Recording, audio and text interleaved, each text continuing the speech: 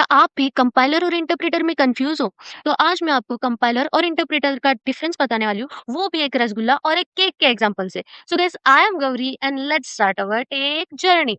तो एकदम simple words में बोलूँ तो जो हम लोग कोड लिखते हैं वो मशीन को समझ में नहीं आता है। मशीन का कोई अलग लैंग्वेज रहता है। हम लोग जो कोड लिखते हैं वो अपने लैंग्वेज में कोड लिखते हैं। तो हमारे लैंग्वेज का कोड मशीन के लैंग्वेज के कोड में कन्वर्ट करने के लिए कंपाइलर या फिर इंटरप्रेटर का यूज किया जाता है। अभी समझो, ह्यूमन रीडेबल प्रोग्रामिंग लैंग्वेजेस जैसे कि पाइथन, सी प्लस प्लस, जावा, ऐसे कोई वो डायरेक्टली मशीन को समझ में नहीं आएगी। तो इसलिए कंपाइलर और इंटरप्रेटर का यूज किया जाता है। और जो ह्यूमन रीडेबल कोड रहता है उसको हाई लेवल लैंग्वेज भी कहते हैं, और जो मशीन रीडेबल प्रोग्रामिंग कोड रहता है उसको हम लोग लो लेवल लैंग्वेज भी कहते हैं। तो आपने कहीं पढ़ा भी होगा कि कंपाइलर और interpreter is used to convert high level language into low level language. Understood? उसका मतलब समझा अभी?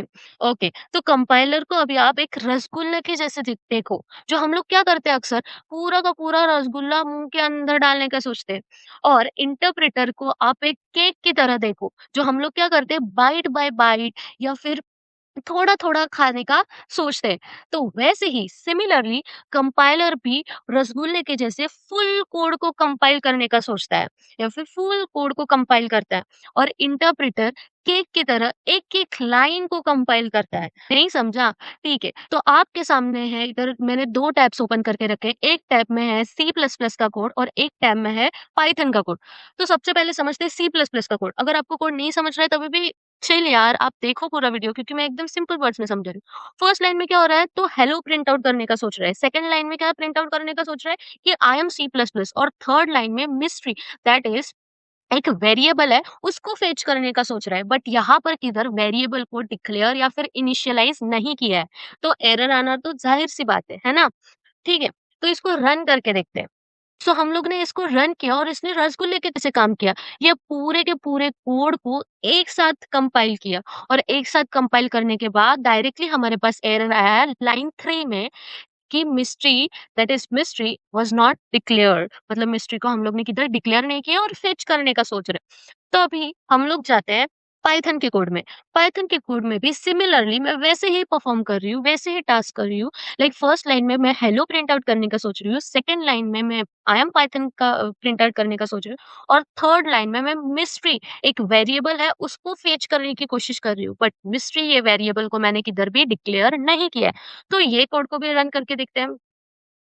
Oh my God! तो इसने क्या आउटपुट दिया है, तो लाइन 1 में हेलो प्रिंट आउट किया है, लाइन 2 में I am Python print out किया है, और लाइन 3 में जाकर हम लोग को एरर आया है। तो समझ रहे हो, हर एक लाइन को लाइन बाय लाइन उसने कंपाइल किया। सो ये 2 लाइन कंपाइल हो गए, उसका आउटपुट आ गया, बिकॉज़ इसमें कोई एरर नहीं है।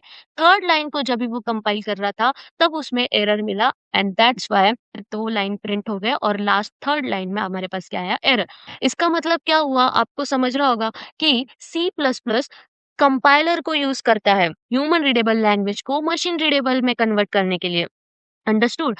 बट पाइथन इंटरप्रेटर का यूज करता है to convert human readable language into machine readable language. Understood? So अगर आपको ये समझा होगा, ऐसी कौन सी लैंग्वेज है जो दोनों कंपाइलर और इंटरप्रेटर यूज करती है? अगर आपको आंसर मालूम हुआ तो जल्दी से कमेंट में लिख दो guys. And if you understood this video, so do like guys. Bye bye.